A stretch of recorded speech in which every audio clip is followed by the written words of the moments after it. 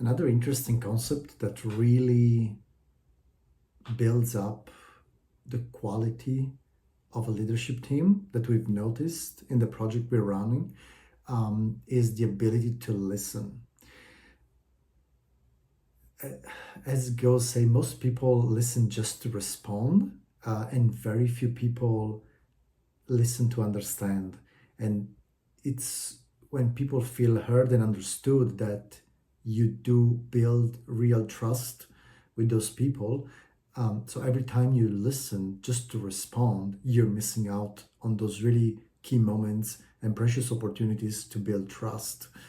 Um, that's, that's just human nature. It's a very tough skill to learn. There's no doubt about that.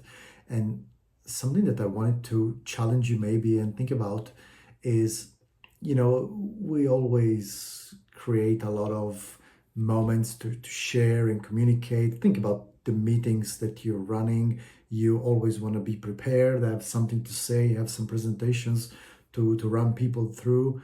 But have you ever planned a meeting where you just listen to what other people have to say rather than being the one prepared with all the answers, and you just bring questions and you just let other people talk? That's always something that I find very fascinating when I do see them happening, although they're very rare.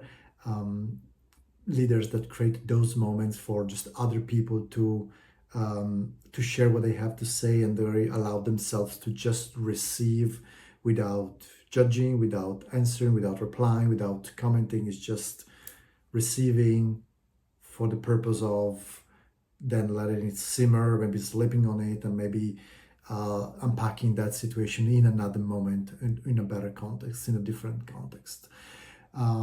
Yeah, I'll leave you with a quote. Trust moves at the speed of listening. Thanks for listening. Cheers.